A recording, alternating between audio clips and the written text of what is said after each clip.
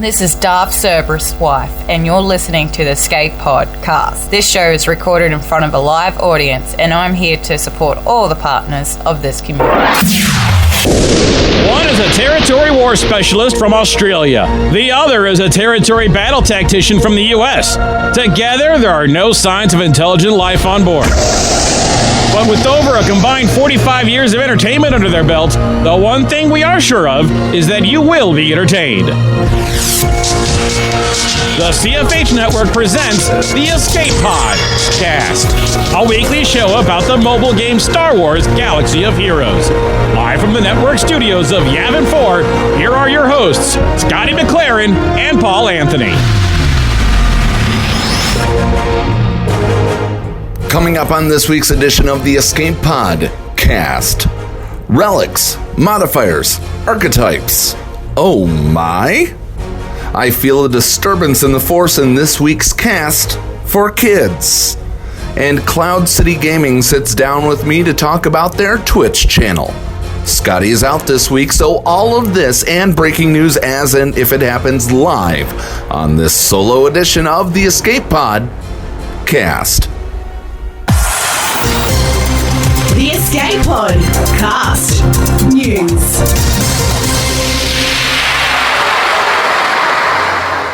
And welcome into this week's edition of the Escape Podcast. I'm Paul Anthony. Scott, as you heard, Scotty is out this week, so it is just pretty much me and a monologue. And, you know, we do have the listening lounge. If you are on Discord, discord.me/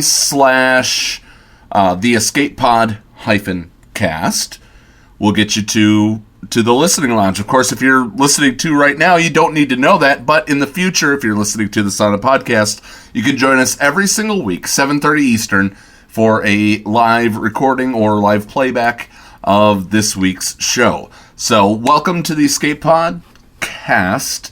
And, you know, at the expense of becoming the audiobook version of the forums, you know, I do want to touch on the big topic this week, and it is the relics.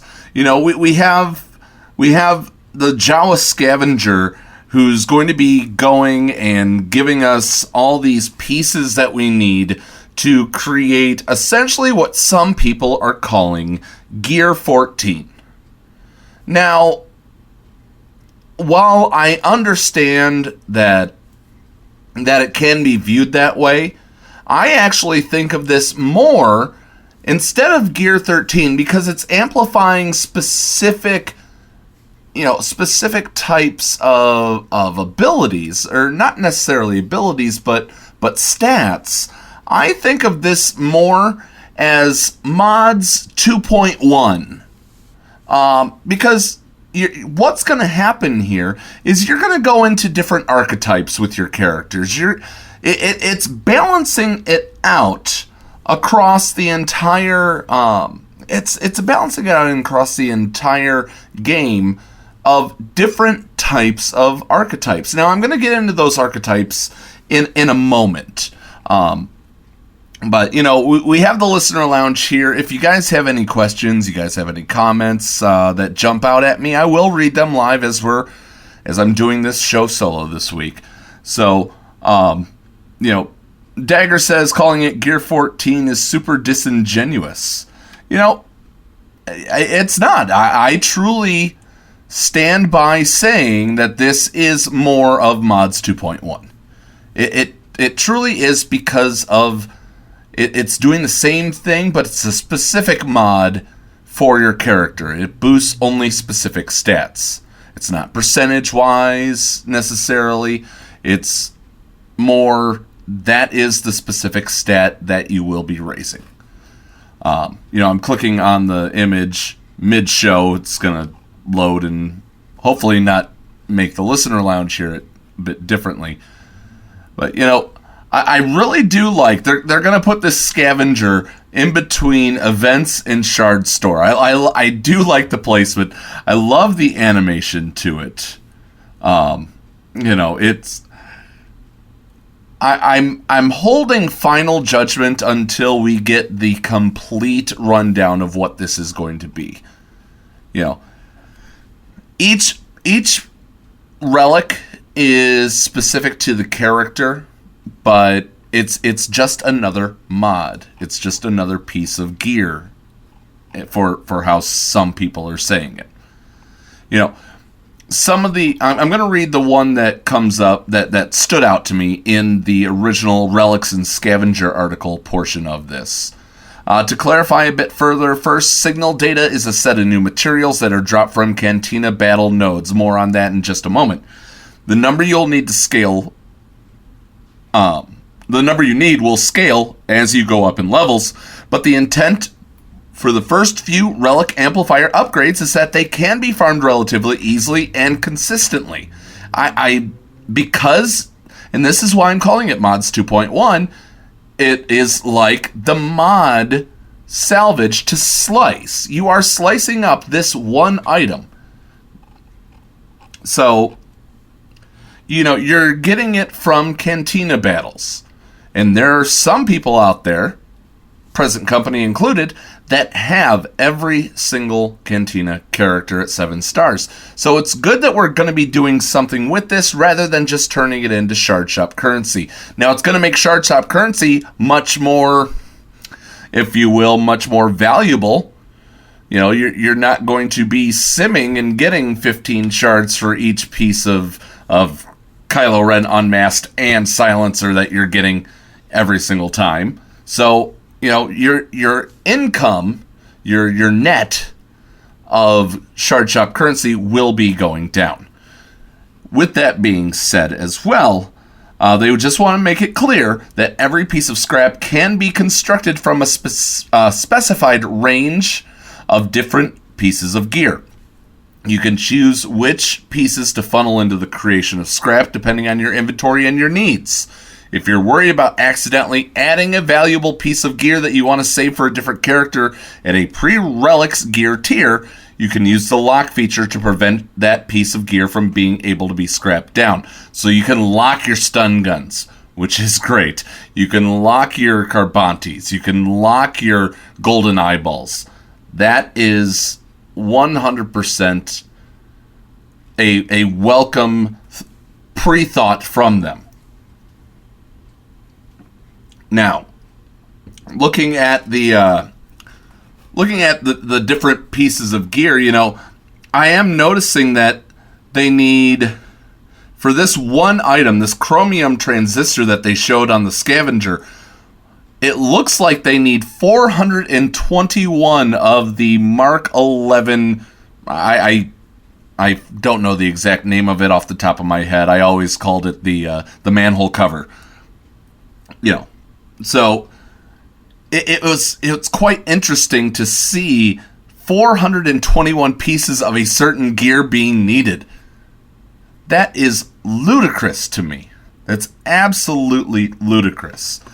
Now, when it comes to this gear, or when it comes to what this is going to be doing, we have the 4 types of characters in this game. We have the attacker, we have the tank, we have the healer, we have the support.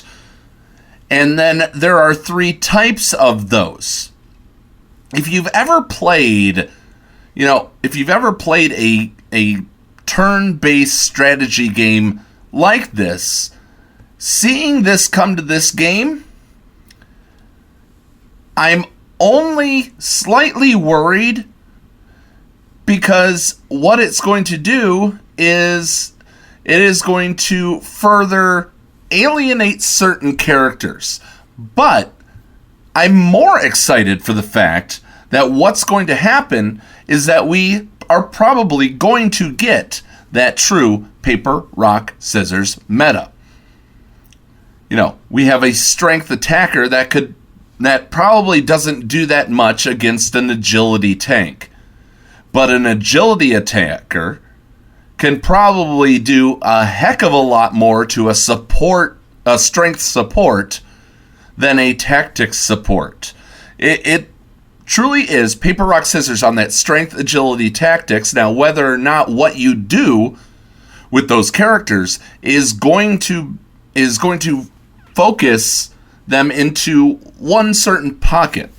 Now we have what? We have over 160 characters in this game. If we take the 160 and we divide it by 12, that's approximately, I just totally lost my calculator there for a second.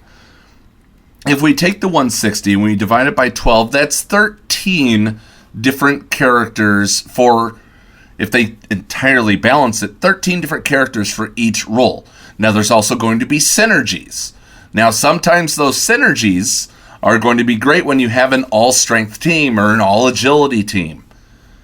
But what's going to happen is that you're going to be beaten by certain teams that don't have synergy because they are all because they're piecemealed together. You know, we used to revel in the days, we still do in a way, with the whole General Grievous Suicide Squad. So having that Suicide Squad is a piecemeal team instead of saying, oh, I'm going to have all the Sith Empire, or I'm going to have all the Old Republic Jedi, you know, or I'm going to have all Jedi led by Revan, or something like that. And that's not necessarily a bad thing.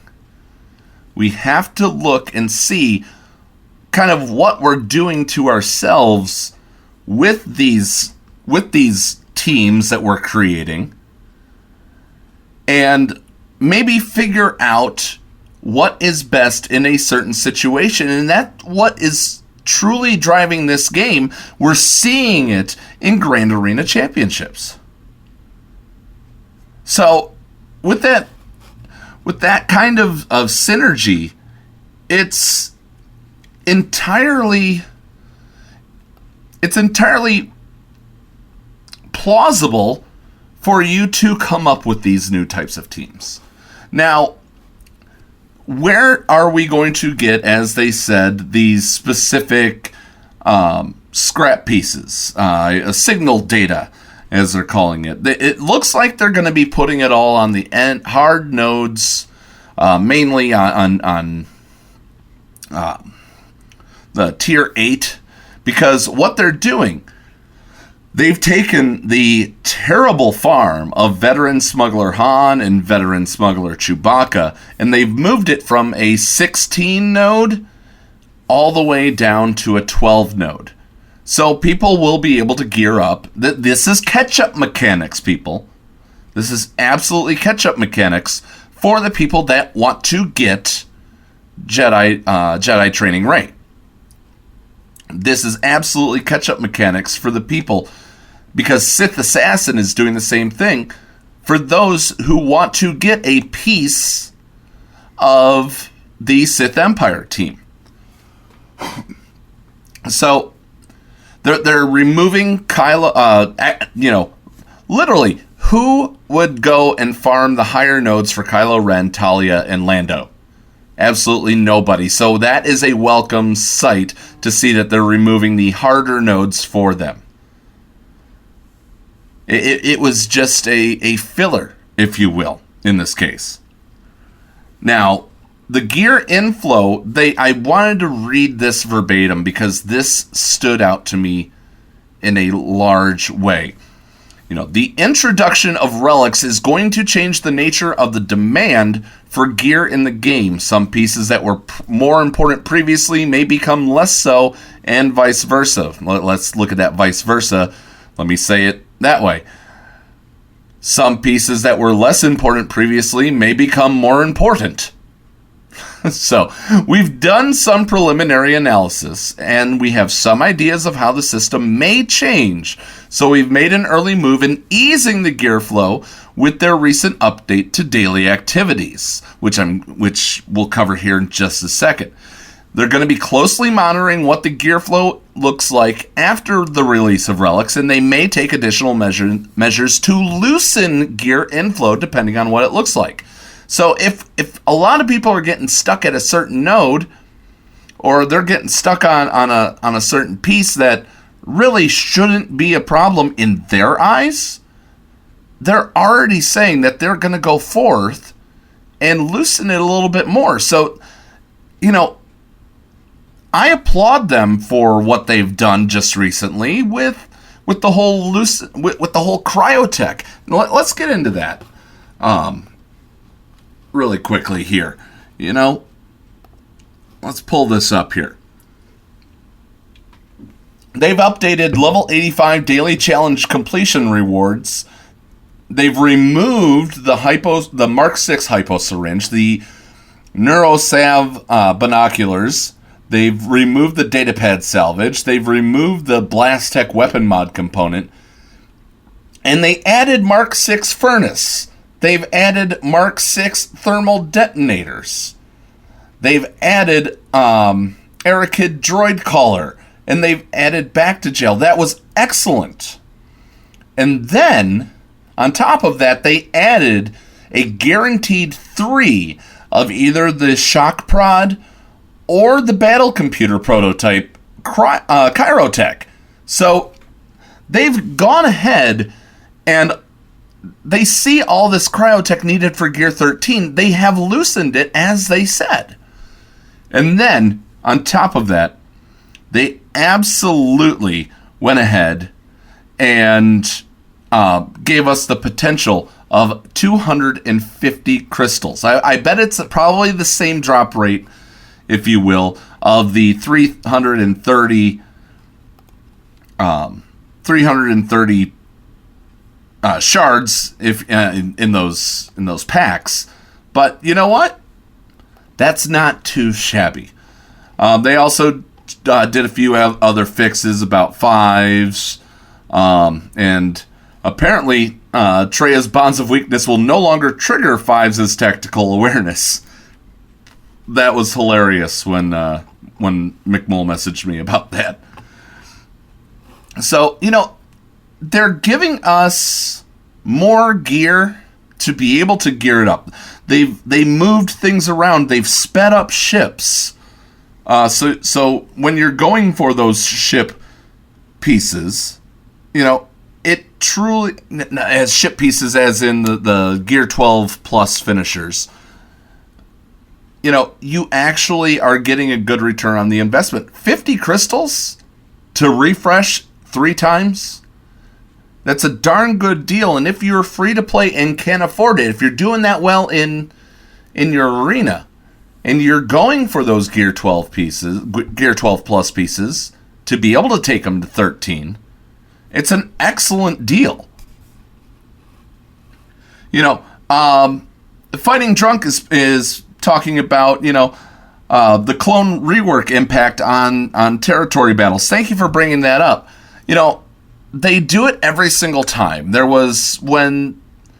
I can't remember the last time. I don't remember exactly what it is. Maybe one of our Listener Lounge members can remind me.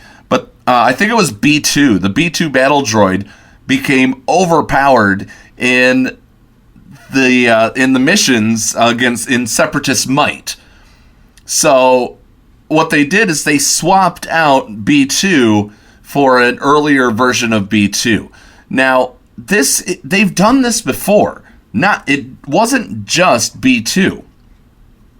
So this has happened before. I don't know if this was intended. I'm hoping that it wasn't, and that after the territory battles, they'll say, "Hey, that was our bad. They should be the original, not as crazy powerful clones," and we'll end up getting a little bit easier road on the GOTB, but with relics coming and all that, I'm not quite sure. It's absolutely maddening to go up against newly meta characters in a territory battle setting. CG, do with that as you will. Maybe they'll answer those questions. They have a developer Q&A coming up.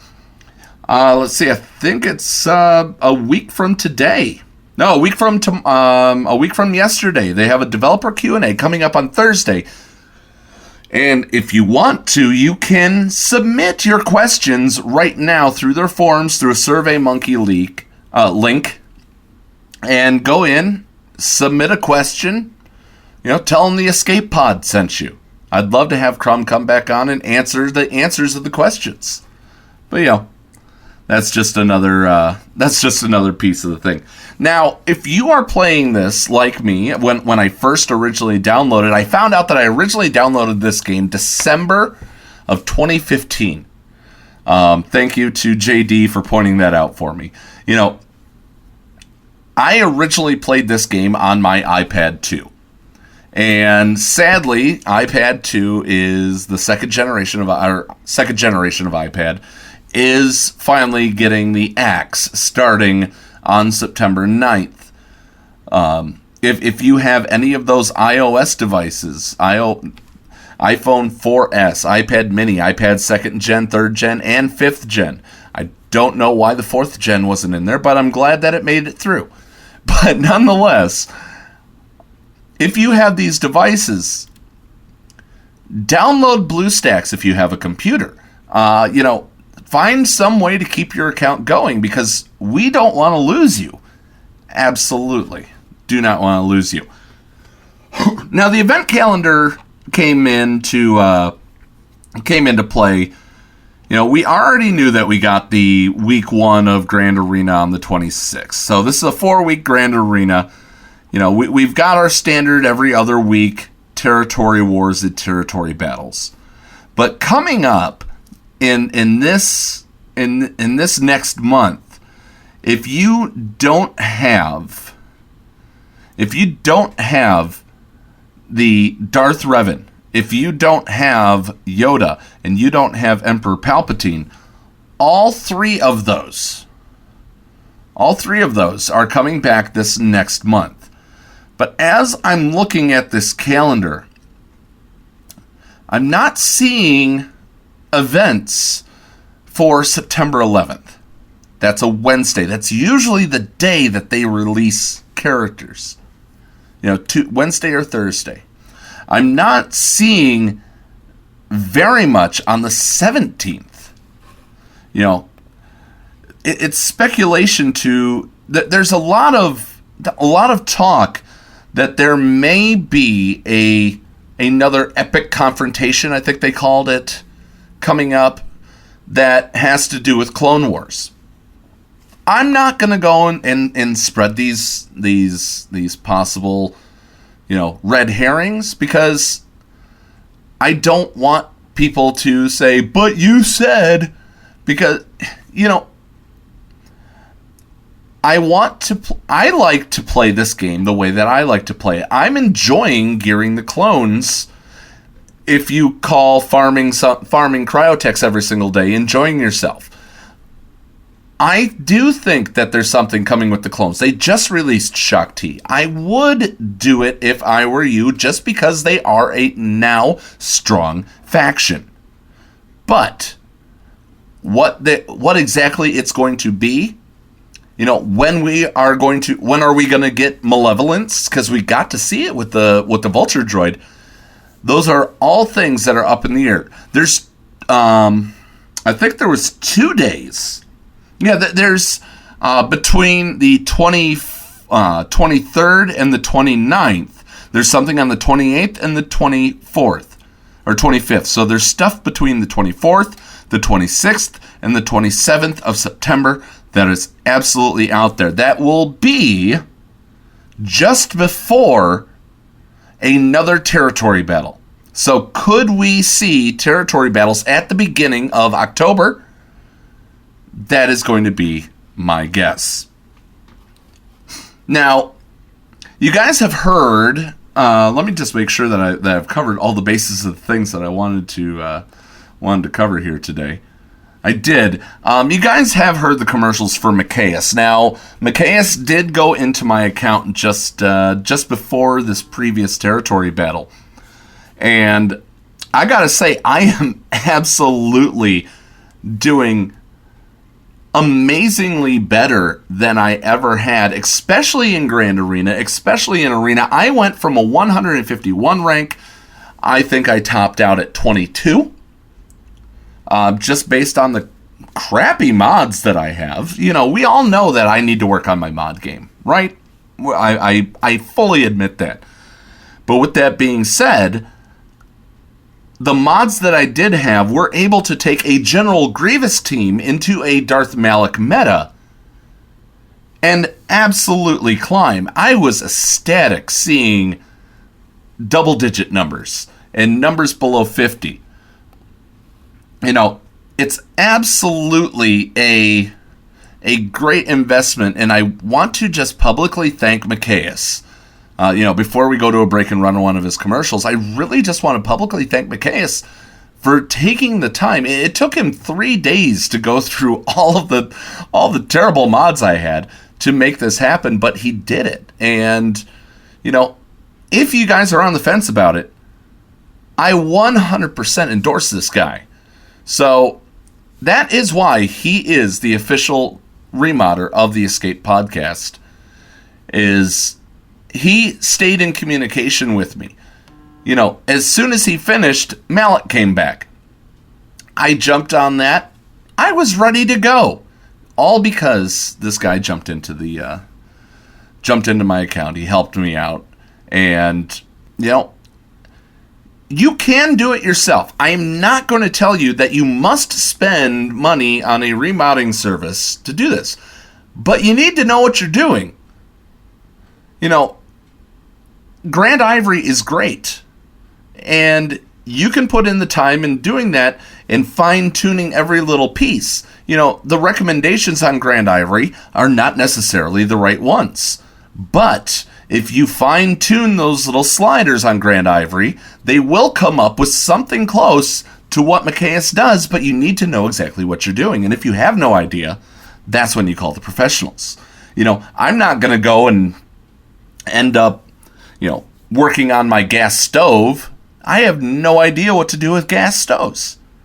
I can fix a computer, but I can't fix a gas stove. I can play my heart out in TB, but I can't mod correctly, and that's why I ask. I'm not the territory war guy. So if you're looking for, this guy sucks because he doesn't know what to do in Grand Arena. You know what? I have fun, though. And I enjoy myself in this game. And that's something that you can't criticize me for, because I'm having fun. With that being said, we're going to go to a break, and we're just going to go ahead and skip over the Hollow Roundtable this week.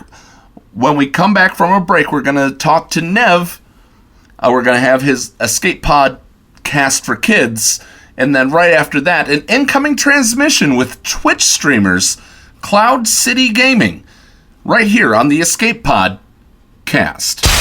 Macias Modding Mayhem is the premier remodding service for the game that we all love, Star Wars Galaxy of Heroes. With some of the most affordable rates in the industry, Macias will rebuild your roster from top to bottom and give you consultation on where to go from there.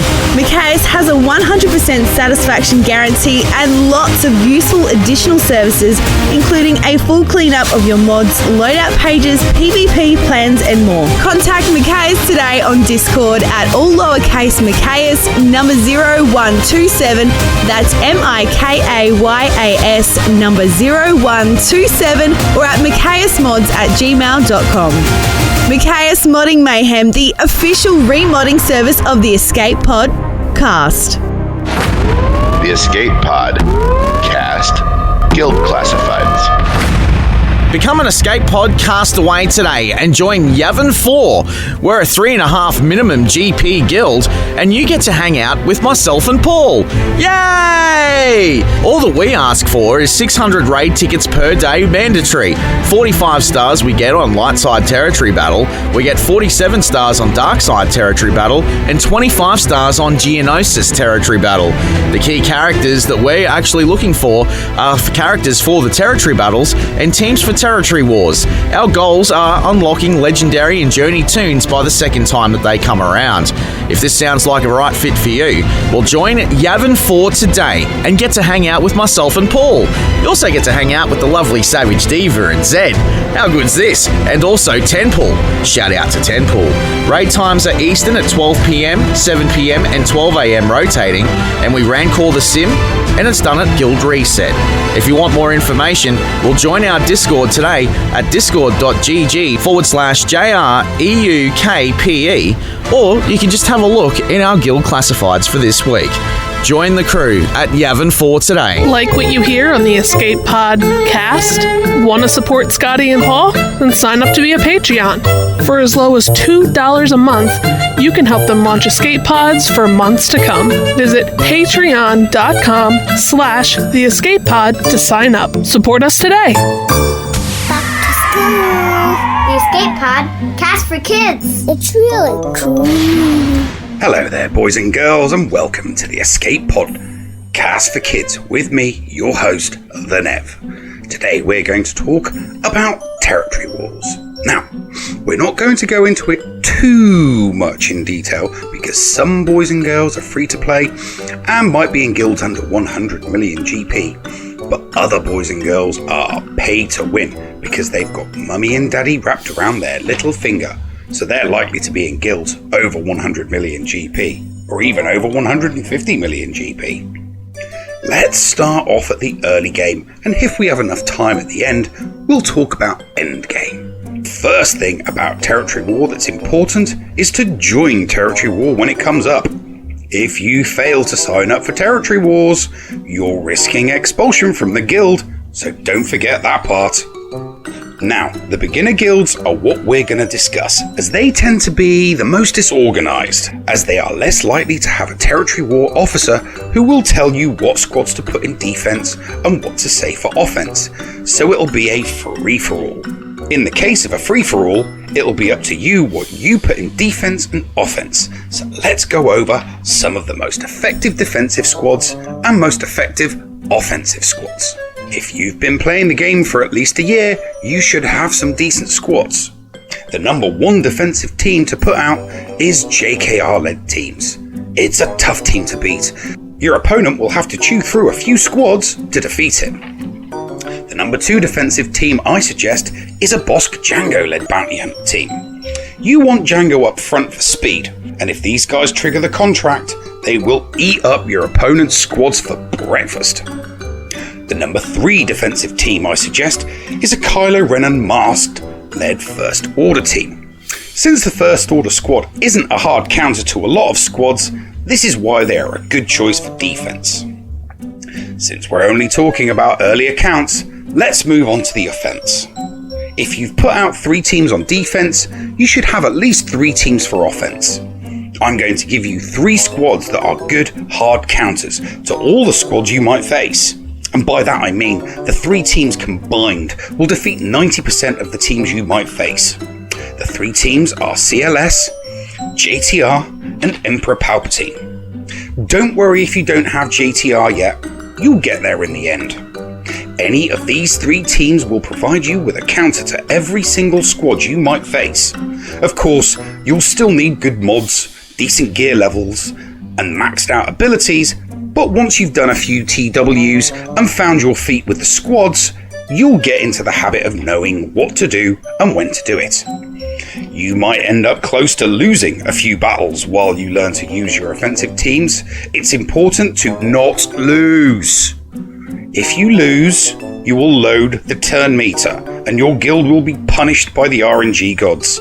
The RNG gods do not like turn meter loaders, and will punish your guild by making them use multiple squads to defeat the turn meter loaded squad you just made. So... what the... No, it can't be. Foolish Nev. You think it is the RNG gods punishing the guilds? You don't understand the power of the dark side. Vader? No, you idiot. I am dead, but through the power of the dark side of the Force, I return as a dark side Force ghost. But how is this possible? You think Exar Kun is the only Sith Lord who transitioned to the dark side Force ghost? You think that crybaby Anakin is the only one who got to return? If Disney can bring back my old Master Palpatine, I too can. But why? Why would you return? Why I return is not of your concern. With every loaded TM I grow more powerful and gain more control. Do not listen to the Nev, boys and girls. Give in to your anger when losing a battle. Hit that auto button and your journey to the dark side will begin. With every loaded turn meter I grow strong enough to sabotage your guild's chances of victory. Well, that's quite enough of that, Vader. This is my show, so kindly bugger off. I grow weary of you now.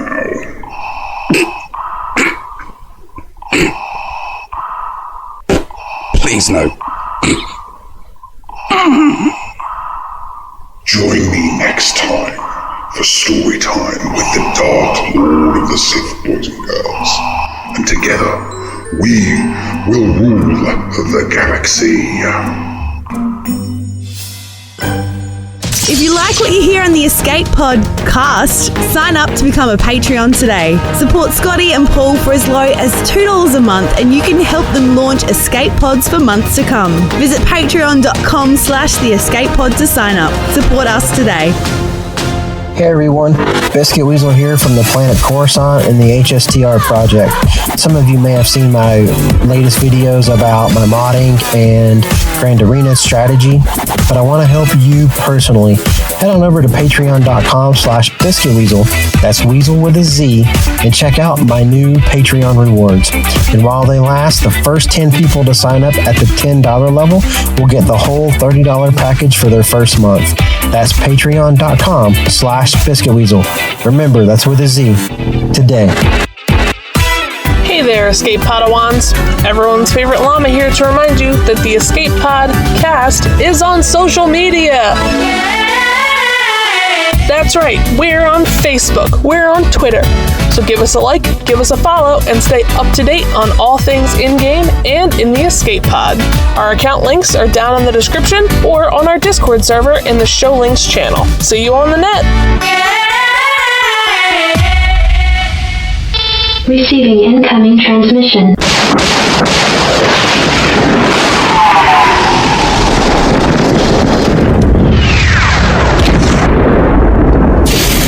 Receiving incoming transmission.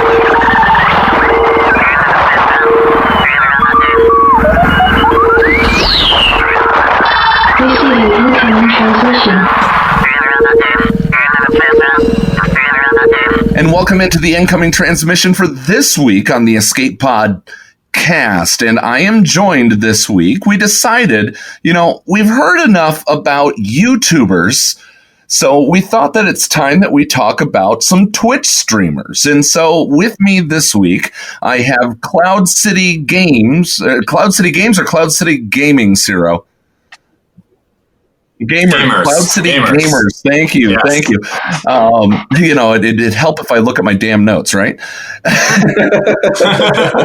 So we have Cloud City Gamers joining us this week, and it's an absolute pleasure to have you guys because I wanted to expose our listeners to, as I said, more than just YouTube gamers.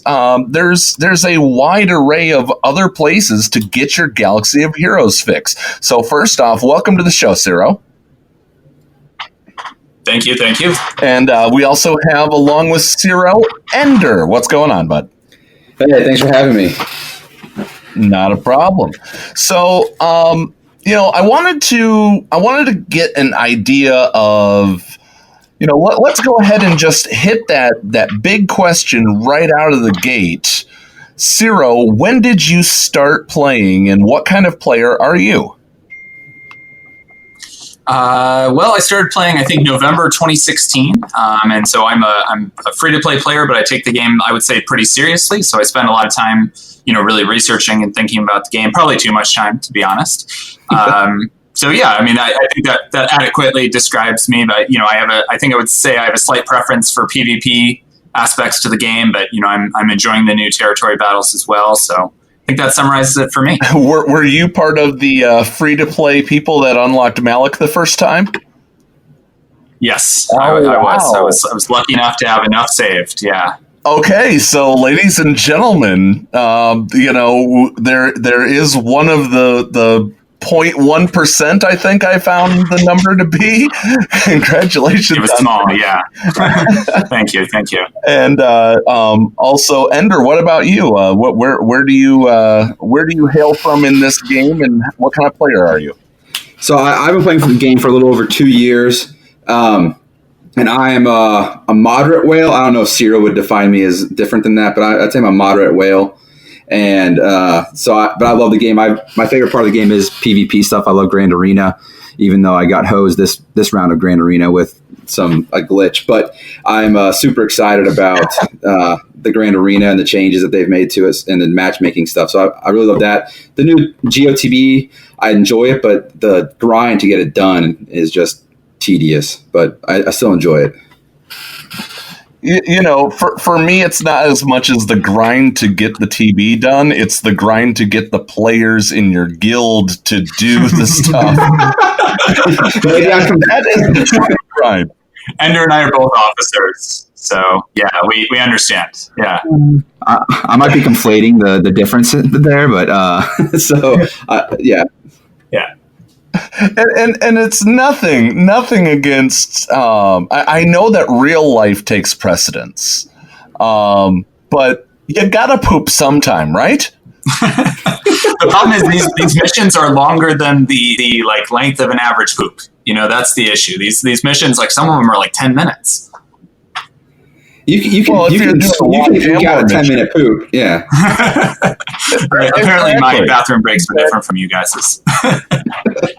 You're not married with kids yet. I guess so. Yeah. So, tell me about what you guys do on your channel, and then after that, why Twitch instead of YouTube? Everybody flocks to YouTube, but first off, what if somebody tunes into Cloud City Gaming? What are they going to expect? Ciro, we'll start with you. Yeah, so I would say that our stream is perhaps a little different from what you'd expect from just tuning into a YouTube video or something. We really try to have our stream be one, very interactive, I would say. So YouTube video, you watch it, it's your 3-4 minutes, maybe a little more, and then that's just kind of it. We really strive to interact with the chat, so you're able to just message us questions and talk with the other viewers, and so there's that aspect to it, and we have more of a presentation style format, I would say. So there's a little bit more of a let's discuss something a little more in depth than just how do I win this real quick 4 minutes.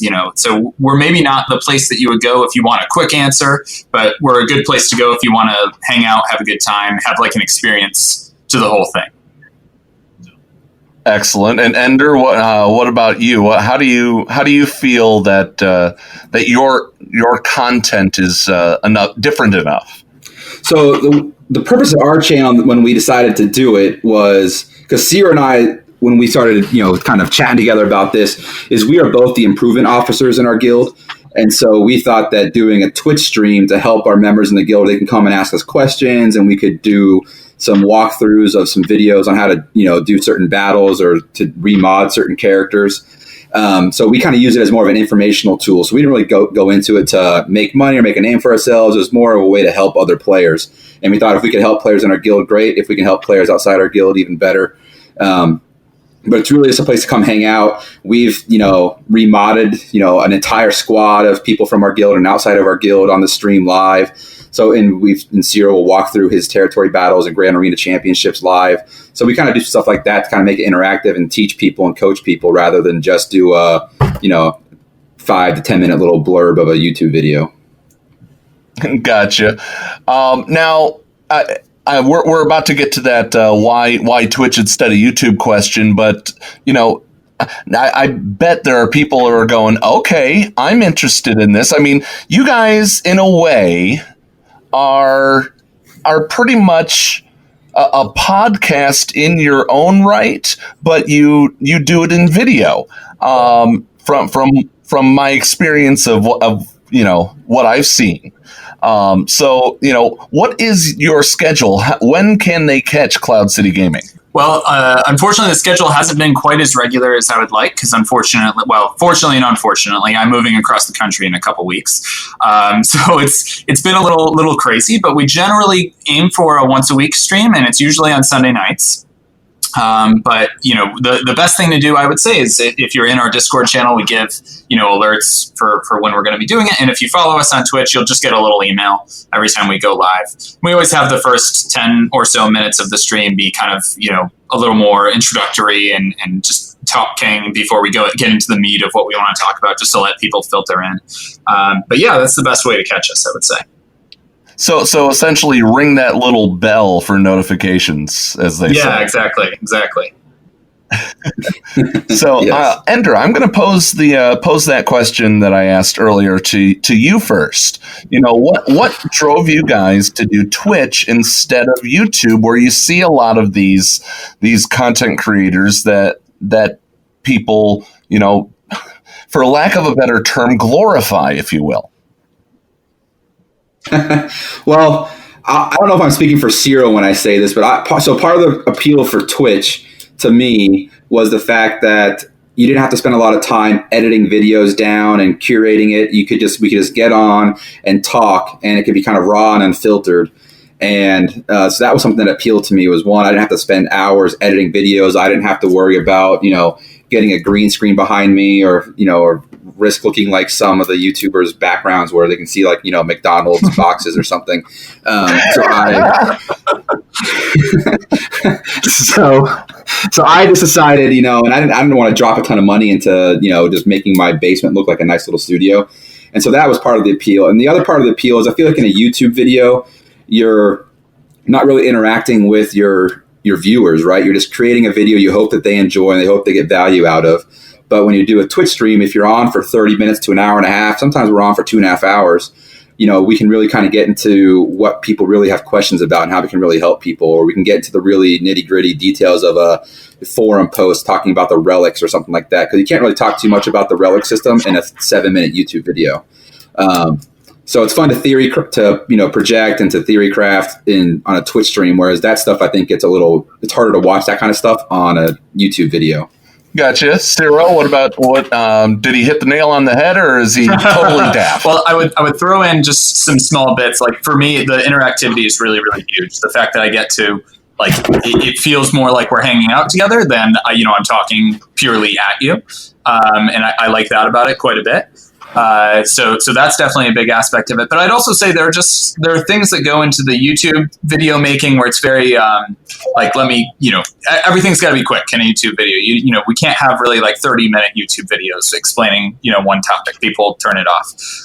But the interactivity of Twitch allows us to go more into why certain things are happening. So when I tell you, hey, I think you should use these kinds of sets on this character, I can go into really in depth as to why and show you all the reasoning. And I think those kind of the answer to that why is often the difference between somebody who is a very strong player and somebody who is I would just say an algorithmic player who just follows a series of steps to win certain battles. And so I think a good example of something we've seen of this recently is the main counter to General Grievous right now is Jedi Knight Revan teams. And so now you're kind of wondering, I could put out this whole strategy that involves, how you turn meter swap and how you spread foresight and how you be all ready. And if you just follow the steps, it's probably going to work. But there's something like a 4% chance that B2 doesn't come out of stealth. And what do you do when that happens? And if we haven't gone into the why and all those little details, I would say you're not really prepared to be your best. And so as far as a teaching platform goes, I think Twitch is significantly better than YouTube as far as teaching those details. I think that was an excellent answer. You guys, that's amazing. Now, you mentioned that let's get to know you guys, because people know about me. They know the whole situation that occurred with Mrs. Anthony right when we started this podcast. They know about the whole family aspect. They know about Nev's kids coming to see him in October for things. But who is Ciro? Give us a rundown of the person behind the name Ciro. Okay, well, I'll just say my first name is Arthur, so we can go by that if you like. And Yeah, I'm 28 years old. I'm about to move to North Carolina. I work right now as a teacher. Actually, I am a private tutor. So I work with students who most of them are on their way to grad school. So I help prepare them for things like the MCAT and the GRE, stuff like that. I also do some teaching for college classes. So teaching is very much in my blood, and it's something I really enjoy. And yeah, as you can see, I wanted to apply it into Galaxy of Heroes as well. As far as family life goes, I would say, I'm engaged. We just got engaged a couple of months ago. Other things, I'm a huge traveler. I've been to all of the continental states in the U.S. and 18 countries. Wow. That's me, I would say. And of course, the person who has a name named after Orson Scott Card. Ender, what about you, buddy? Well, my real name is not Ender. My parents weren't that cruel. So my real name is Taylor, and which I guess now is kind of a girl's name. So my parents, I guess, were in hindsight a little cruel. But it's so I am 38. I am married. I have 4 kids.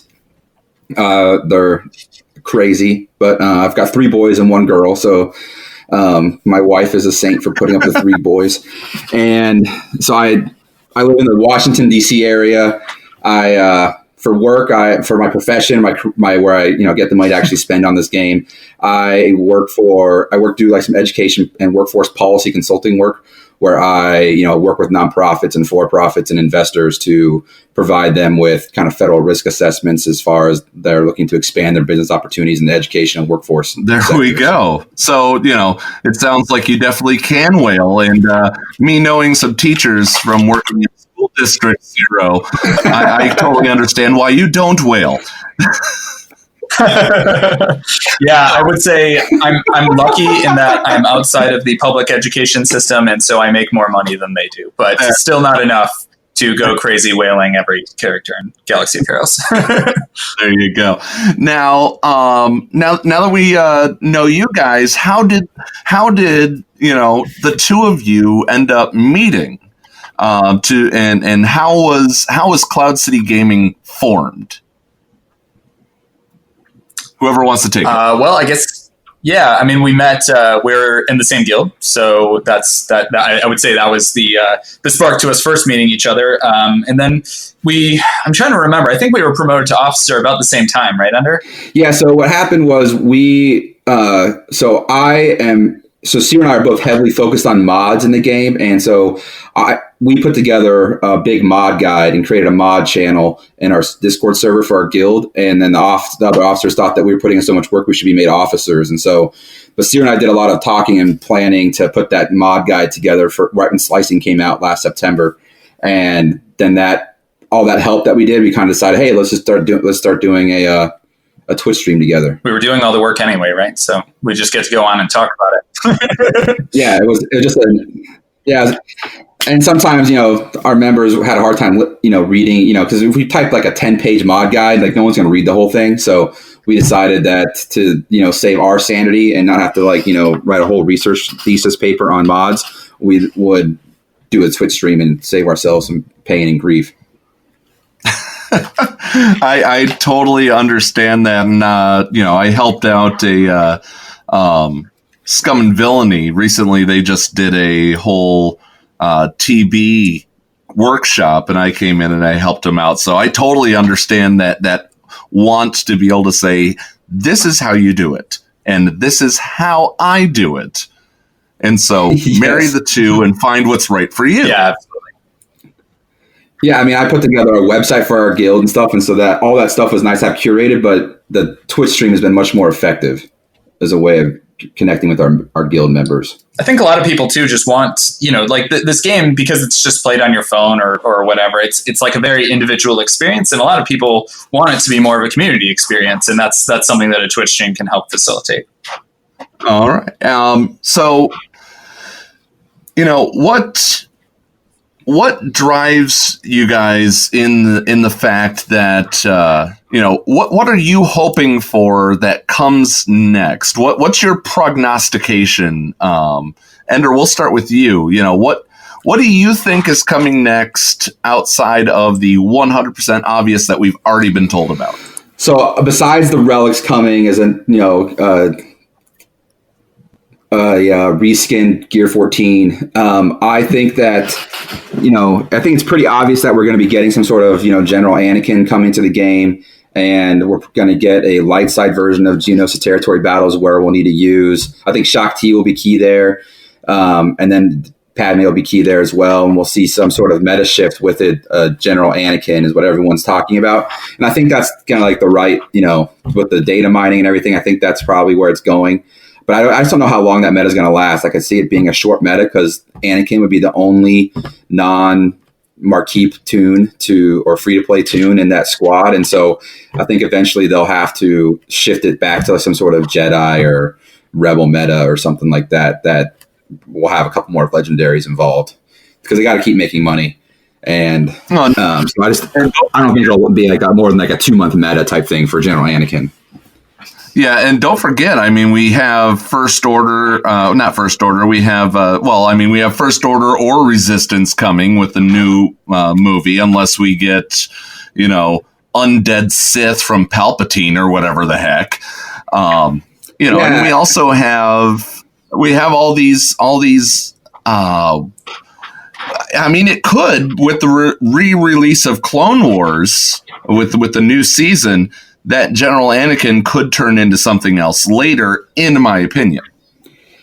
Yeah, I could definitely think it could lead to some sort of, 2-month meta that then another legendary tune comes out in January or February after we get the whole Rise of Skywalker meta for a couple months. We could see another Clone Wars influx. And the developers even kind of hinted at that there's going to be some more Clone Wars content next year, but they were only kind of doing this small 501st rework and a couple new tunes in that with that tag, and then the clones will kind of maybe see another mini resurgence late next year or later this year. But so I think that definitely could be the case where General Anakin gets some sort of relevance again, or it could even be some sort of Jedi that comes in, because General Anakin will likely have a Jedi tag still. So you never know how that will interplay with a Jedi Rey or something like that.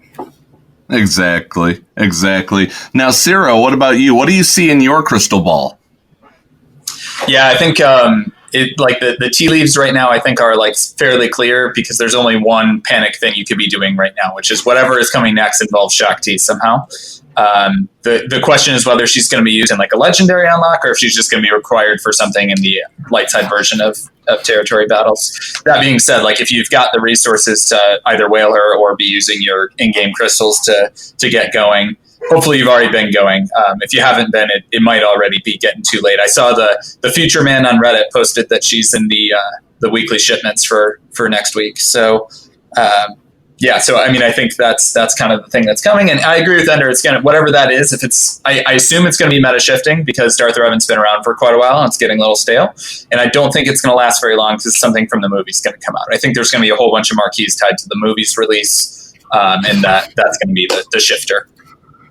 Well, and I feel like the developers even back in January or so, said that they weren't done with The Last Jedi marquees. So I think we could see an influx of a General Hux and a couple other characters from the movies that have already been released come out as kind of marquees that you will then need to unlock, whatever legendaries are part of the next movie. Yeah, it's totally possible. Suffice it to say, if you don't already have Resistance and First Order characters farmed, you probably should get on that too. Yeah, I need to finish Holdo and Rose. Finishing Rose. Ugh. so Scotty, who couldn't make it to the interview recording today, he has had a bet that with another game changer, he bet a game changer that he would say to Rose if Revan came first. Well, we all know how that came out. Oh, too funny. one of us who's not here to speak for himself. I can't bag on him too much because I also am the recipient of a Zeta challenge. I'm the one that has. I think I'm the only one who has a Zeta Bodhi Rook. Awesome, dude. That's oh my gosh, absolute meta. Oh my absolute God. meta. Yeah. I'll be honest. I don't need Zeta challenges to put out bad Zetas. Yeah, I got enough. Like I got Visas and others on my account that I would gladly get rid of. We got a guy in our guild that he always reminds us to never drink in Zeta, and then he shows us his Zeta Garsak. Don't drink in Zeta. I definitely don't drink in gear though. Like when I've hoarded gear in the past, right? Because as a free to play player, you kind of need to. And I definitely got drunk and just dropped it all once. I regretted. I did that because we were just short of a 45th star for the first time on light side territory battles, and listeners to the show know all about that story. It came to turn out that one person hadn't deployed yet, and they didn't need me to go. Oh God! Oh. Yeah. Four Zetas, all my gear, everything gone, and then hey, do you need me to deploy? Oh God! I feel for you. Oh my gosh! Yeah. That sounds like. Did that never get booted? Because that sounds like a bootable offense. We don't talk about personnel issues over the air. It's certainly an awkward next day. That's an HR violation. It was. I did celebrate the 45th star, but it was bittersweet. Yeah, for sure. So,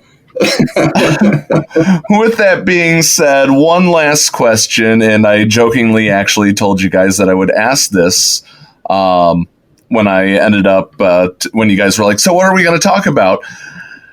I want to know who you guys think shot first. Ender, I'll let you go first. Zero. Oh, Ender. Han, man. Han's cold-blooded. Yeah, I mean, I think it was silly that they changed it back to Greedo. It was Han for sure. There we go. So it's a consensus. Everybody here believes that Han shot first. Guys, really quick, Zero, how do people find Cloud City Gaming? Yeah, so the best way is to go on twitch.tv and then just search our stream, which is actually still named The Real Cero Kern, CEROKURN. I haven't changed it back yet, and I'm inclined not to just because that's how people have been finding us. But I set it up before Ender and I teamed up. So if you find us that way, that would be really great. The other thing you can do is, I'm sure we can post links to on your Discord server to ours, and you'll be able to find us that way too. Exactly. I was going to say, Ender, is there an easy way to find the Cloud City Gaming Discord server?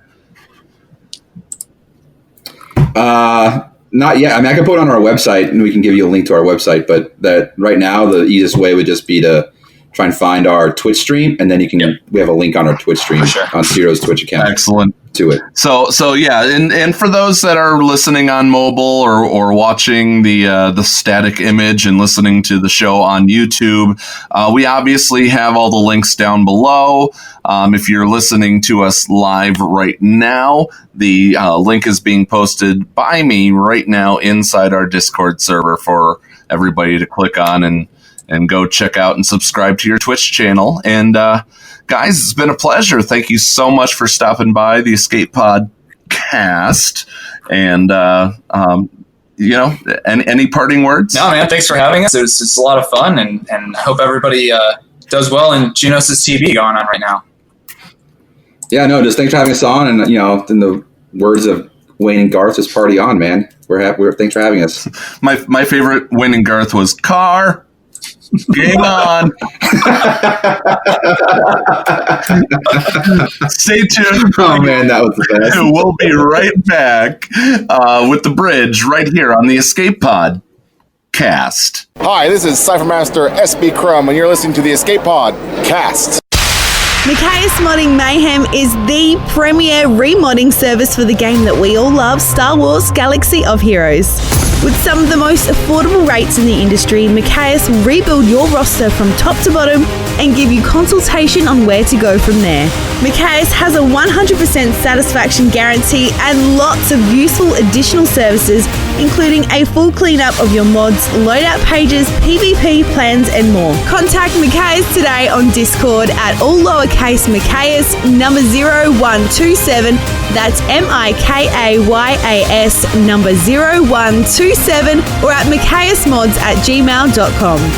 Modifiers Modding Mayhem, the official remodding service of the Escape Pod cast. Like what you hear on the Escape Pod cast? Want to support Scotty and Paul? Then sign up to be a Patreon. For as low as $2 a month, you can help them launch escape pods for months to come. Visit patreon.com/theescapepod to sign up. Support us today. And now time for something completely shameless. This is your favorite YouTuber's favorite Greek-American Swuggo YouTuber from the greater New York City area, whose name has 8 letters, beginning with an H and ending with an X. Wanna guess who, TC14? Come on, guess. Horse box. Try again. Homeo box. Seriously? Horsepex. You know what? Just forget it. I was trying to get you to say Hellenics, you dumb droid. Anyway, welcome back to the Escape Pod cast with your hosts, Paul Anthony and Scotty McLaren. Take it away, boys. I have a droid to disassemble. Oh dear. The Escape Pod cast. The Bridge. And that's right, guys. We are back on the Escape Pod cast for the Bridge this week. You know, with the talk of relics, you know, one of the things that I wanted to do, and before I get into all of this, I would like to first start by saying this is the Bridge. This is the Q&A section for the Listener Lounge. If you guys have any questions, this is your chance to post them in the chat. Zed and Llama and Sarlacc will get those to me. But if you guys have any questions, this is your chance to ask them. While I'm waiting for that, the one thing that I wanted to go through, you know, just you know, I like to do a little bit of comedy every once in a while. And I thought that maybe we could go through the list of characters alphabetically and tell you what the, you know, what it most likely will not be for each character and their relics. So, you know, Ayla Sakura, you know, it's probably going to be something like her lightsaber. But, you know, they talk about how they couldn't give us midriff Padme, but maybe we get Ayla Sakura's midriff. You know, Admiral Akbar's cocktail sauce. That probably will not be the relic. Ahsoka Tano's braid that she lost. Probably not going to be getting that. You know, we have that for both Fulcrum and her. Amy Lynn Holdo's feminism. Probably not going to get that as a sort of relic. You know, her hair dye. That's absolutely. You know, maybe Amy Lynn Holdo. You know, as Nev is saying, maybe Amy Lynn Holdo's relic will be Poe's balls. That was a good one. You know, Asajj Ventress. You know, her former the remains of her mohawk that she had. You know, I could absolutely go through these, you know, and do a whole bunch of them. Some of the ones that came up down the line, you know, what exactly is going to be BB-8's relic? You know, are we going to get the flip lighter? The flip lighter would be great. Another one that came along.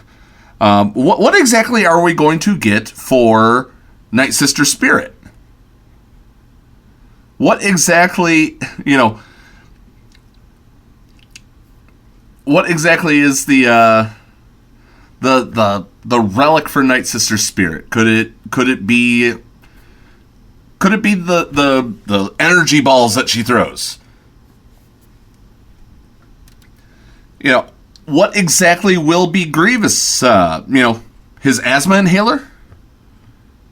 There's so much that they can do with these relics that I really think that they should go through and give us a list of these relics even beforehand. I mean, we're not going to see the stats per se, but it would be nice to know, is Lobot getting his headset? You know, is Lando Calrissian, are you going to get his cape? Or are you going to get the little cheat card thing, the card up his sleeve for young Lando? There's so many lost opportunities to add a little bit of comedy, but at the same time being serious at the same time. Oh, I got a great question here from Fighting Drunk. He asks, do you ever think that they'll do mythic raids? It was leaked last December, apparently, that they were talking about it, and nothing since. I honestly think that was just something that somebody hoped for. I'm not, I don't like to comment on whether or not it was a leak or not. But I do think that they'll do mythic raids. I really think that they certainly should do a mythic style of the pit raid. Having yourself be the only one to go in, depending on whether or not you got your 600 or not for a set amount of days, I think that would be a great thing. Can you clear this raid and earn yourself gear, and then they still have the other ones going on? I think that would be the definition of the mythic raid. I think that would be an excellent, excellent idea.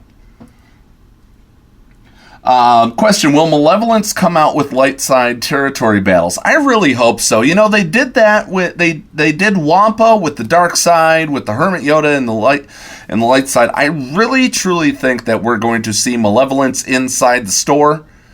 But they have been known to change things up. I didn't expect a ship in anything when it came to guild event tokens.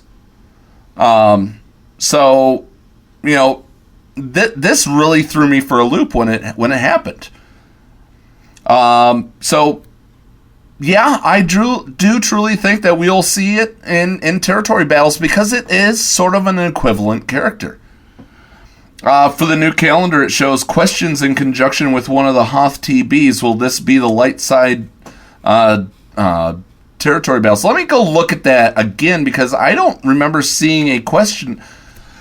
There is no question mark. I mean, it was edited later on by Crumb. If you happen to have a screenshot of when it had a question mark or whatnot, Rebel Assault starts on September 9th, and Imperial Retaliation starts on the 23rd, and Separatist Might is in both spots. This might have been this might have been something that I heard about this, but I don't think that was true. Curtis says that I did hope that Relics would allow for some more customization of characters, but it seems like they only provide specific stats. So we all still have the same characters at the end game. Now, yeah, we are gonna see that, but it's gonna be more, as I mentioned in the beginning of this. I truly think that what we're going to see is more of a we're going to have the same characters, but certain characters are going to beat certain characters in the paper rock scissors style of things. So I don't think that is much of a bad thing.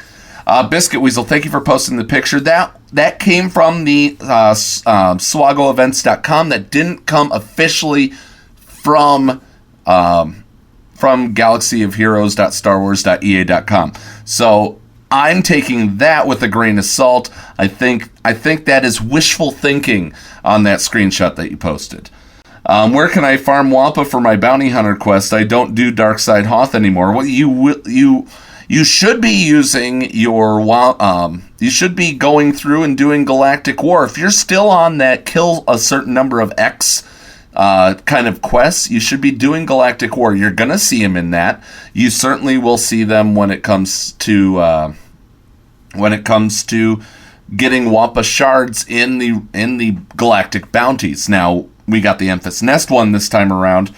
We'll see the Wampa bounty next month. I know that it'll take you years in that fighting drunk, but it'll take a little while for a lot of it, you know. So, any other questions, guys? Because otherwise, I am going to just roll right into thanking all of our Patreons, thanking all of our listeners. You guys are what drives this. I really appreciate every single one of you guys. And if there's anything that Scotty and I can ever do for you guys, don't ever hesitate to reach out. If you guys have anything else, pop into our Discord server, as I mentioned at the beginning, discord.me/theescapepod-cast. And I thank you guys for listening this week. And Scotty, push the button. Oh yeah. Scotty's not here. I guess I gotta push it myself. What's going on? Where the hell are we? Paris? Thank you for pressing the self-destruct button. Attention! This is Colonel Sanders in forward command. Abandon ship! Abandon ship! All personnel proceed to escape pods. Close down the circuits. Evacuate the city. Self-destruct mechanism has been activated. Abandon ship! Where is it? Where is it? It's gotta be here. Out of order! Even in the future, nothing works. This ship will self-destruct in exactly 10 seconds. Counting down. 10, 9, 8, 6. 6? What happened to 7? Just kidding. 3, 2, 1. Have a nice day. Thank you.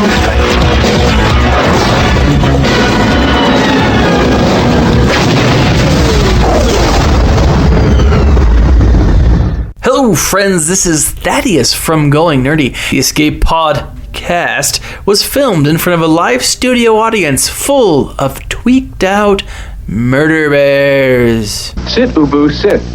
Good dog.